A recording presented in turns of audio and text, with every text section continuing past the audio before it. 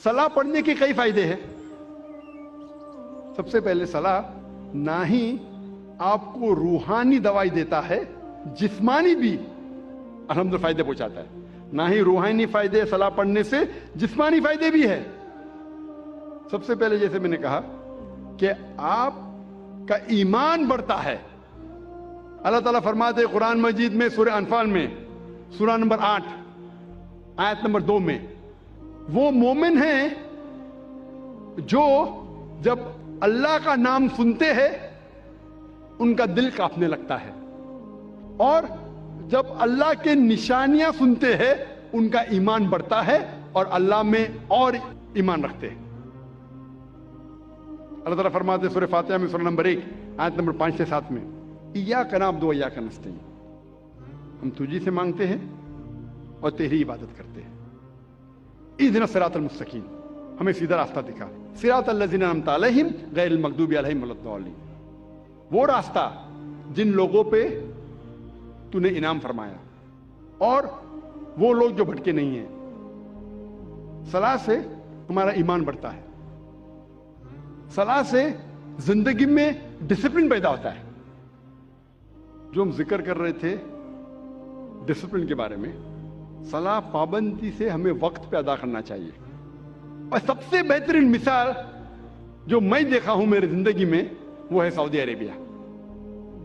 Saudi Arabia में आजान पूरे शहर में एक वक्त होती है, 1-2-3 मिनट का इधर उधर, लेकिन एक साथ होती है।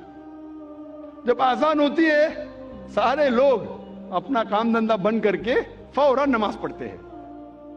कोई भी हो, चाहे बॉस सामने बैठा है, आजान हो गई, सल्ली, नमाज पढ़ो।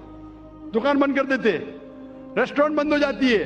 क्या नजारा है, दिल खुश हो जाता है। फौरन अल्लाह का बुलावा आया, अल्लाह से अपॉइंटमेंट है, फौरन नमाज पढ़ो। और मैं खुद का तजुर्बा आपके सामने बयान करूंगा। कई बार अल्लाह के फजल से मैं सऊदी अरेबिया में मलिक अब्दुल्ला का गेस्ट रह चुका हूं, मेहमान रह चुका हूं।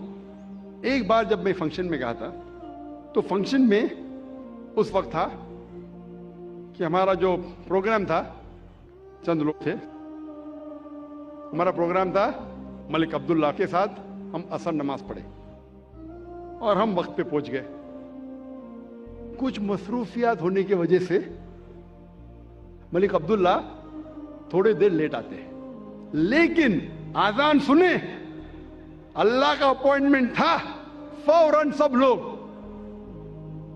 वो सिक्योरिटी गार्ड सब लोग फौरन नमाज पढ़े। हमने मलिक अब्दुल्ला का इंतजार नहीं किया। और मलिक अब्दुल्ला भी कुछ काम में हो सकता है मसरूफ हो गए, उनने भी नहीं कहा कि मैं मेरे मेहमानों के साथ पढ़ूंगा, वक्त हो गया, उनने भी नमाज पढ़ ली।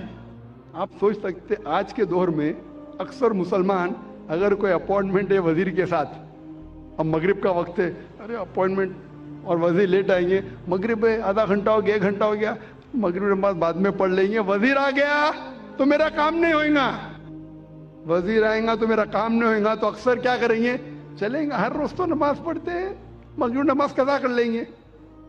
अक्सर सऊदी अरेबिया में माशाअल्लाह फकीर या बादशाह, अमीर या गरीब, सलाह का वक्त होता है, फौरन नमाज पढ़ो।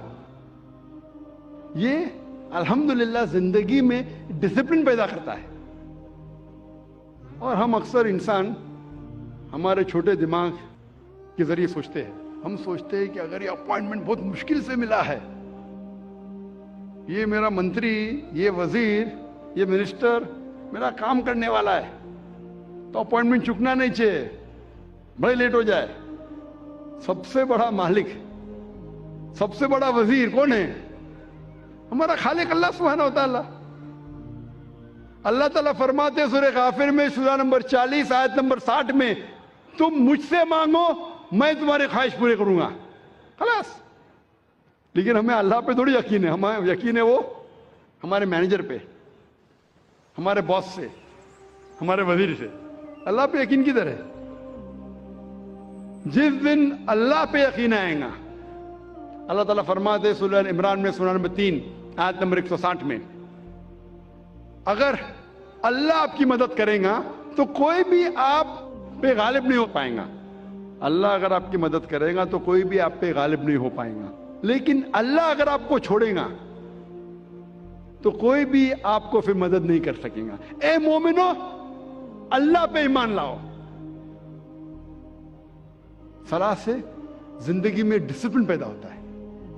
صلاح ہمارے معاشرے کی حالت میں تبدیلی پیدا کرتی ہے، معاشرے کو سدھارتا ہے، بھائی چارہ بڑھاتا ہے.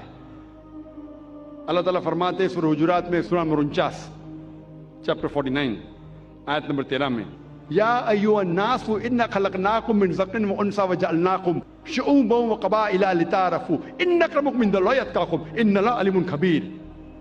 اے انسانوں، ہم نے تمہیں ایک مرد اور عورت کے جوڑے سے پیدا کیا ہے اور تمہیں تقسیم کیا ہے قبائل میں، گروہ میں، تاکہ آپ ایک دوسرے کو پہچان سکو، نہ کہ آپ ایک دوسرے سے نفرت کریں. صلاح میں 5 وقت کم از کم بھائی چارہ بڑھتا ہے. جیسے میں نے کہا تھا، ہم جب صلاح کے لیے کھڑے ہوتے ہیں جماعت میں، ہمارا کاندھا ہمارے بازو والے کاندھے سے لگنا چاہیے، ہمارے پیر بازو والے پیر سے لگنا چاہیے. چاہے امیر ہو یا غریب، راجا ہو یا فقیر، اگر نماز کے لیے ساتھ میں کھڑے تو کاندھے سے کاندھا لگنا چاہیے، پیر سے پیر لگنا چاہیے. چاہے گورا انسان ہو یا کالا، پیلا یا گھیوا، اگر نماز کے لیے کھڑا ہے تو کاندھے سے کاندھا اور پیر سے پیر لگنا چاہیے. بھائی چارہ بڑھتا ہے. اللہ تعالیٰ فرماتے ہیں قرآن مجید میں، سورہ ھمزہ میں، سورہ نمبر 104 آیت نمبر 1 میں، وَيْلٌ لِّكُلِّ ہُمَزَةٍ لُمَزَةٍ، لعنت ہے ہر قسم کے غیبت کرنے والوں پر. اللہ تعالیٰ فرماتا ہے سورہ حجرات میں، سورہ نمبر 49 آیت نمبر 11 اور 12 میں، کہ آپ میں سے آدمیوں کا ایک گروہ دوسرے پہ ہنسنا نہیں چاہیے. ہو سکتا ہے کہ وہ لوگ آپ سے بہتر ہے. آپ لوگوں میں سے ایک خواتین کا گروہ، عورتوں کا گروہ دوسرے پہ ہنسنا نہیں چاہیے. ہو سکتا ہے کہ وہ آپ سے بہتر ہے. آپ ایک دوسرے کو غلط نام سے مت بلاؤ، برے نام سے مت بلاؤ، ایک دوسرے پہ شک مت کرو. کئی بار شک گناہ ہے. ایک دوسرے کے بارے میں پیٹھ پیچھے غیبت مت کرو. کیا آپ اپنے بھائی کا مرا ہوا گوشت کھانے کے لیے تیار ہے؟ اس آیت میں اللہ تعالیٰ کہتے ہیں کہ اگر آپ غیبت کریں گے تو اپنے مرے ہوئے بھائی کا گوشت کھانے کے برابر ہے. جیسے میں نے پہلے کہا تھا مرا ہوا گوشت کھانا حرام ہے، یہاں مرے ہوئے بھائی کا گوشت کا ذکر ہے جو کینیبل ہے. کینیبلز مطلب جو انسان دوسرے انسان کو کھاتے ہیں، اسے کہتے ہیں انگریزی میں کینیبل. کینیبل بھی دوسرے انسان کو کھاتا ہے لیکن اپنے بھائی کو نہیں کھاتا. اللہ تعالیٰ فرماتے ہیں اگر آپ غیبت کریں گے تو اپنے مرے ہوئے بھائی کا گوشت کھانے کے برابر ہے. ڈبل گناہ. آپ بالکل اسے پسند نہیں کریں گے. صلاح میں معاشرہ سدھرتا ہے اور حقانیت بڑھتی ہے. اللہ تعالیٰ فرماتے ہیں سورہ عنکبوت میں، سورہ نمبر 29 آیت نمبر 45 میں، اتلو ما اوحی الیک من الکتاب واقم الصلاۃ ان الصلاۃ تنہی عن الفحشاء والمنکر. وہ آیت کی تلاوت کرو جو اللہ نے نازل کیا اس کتاب میں، اور صلاح قائم کرو. بے شک صلاح فاحشی اور برے کام سے روکتی ہے. اللہ تعالیٰ فرماتے ہیں سورہ اسراء میں، سورہ نمبر 17 آیت نمبر 81 میں، وَقُلْ جَاءَ الْحَقُّ وَزَهَقَ الْبَاطِلُ إِنَّ الْبَاطِلَ كَانَ زَهُوقًا. کہو کہ حق آ چکا ہے اور باطل ختم ہو جائے گا. باطل ختم ہونے کے لیے پیدا ہوا تھا. حق کی بات کرو، حق سے مت ڈرو.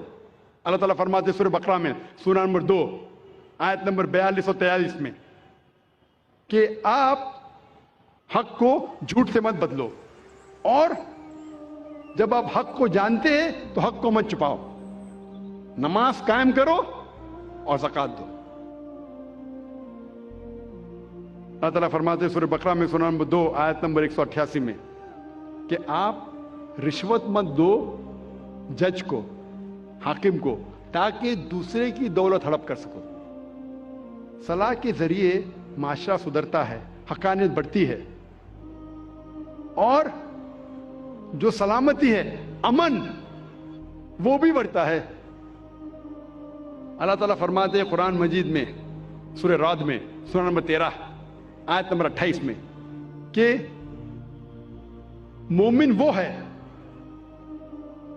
جب اللہ کا ذکر کرتا ہے تو اس کا ایمان بڑھتا ہے. اللہ کا ذکر کرنے سے مومن کا ایمان بڑھتا ہے, سلامتی بڑھتی ہے. اور اللہ تعالیٰ فرماتے سورہ بقرہ میں سورہ نمبر 2 آیت نمبر 153, جو آج پروگرام شروع ہونے کے پہلے جو قاری نے اس آیت کی تلاوت کی تھی, اور اللہ تعالیٰ فرماتے وَاسْتَعِينُوا بِالصَّبْرِ وَالصَّلَاةِ إِنَّ اللَّهَ مَعَ الصَّابِرِينَ, کہ اللہ کی مدد مانگو صلاح اور صبر کے ساتھ, بے شک اللہ صبر کرنے والوں کے ساتھ ہے.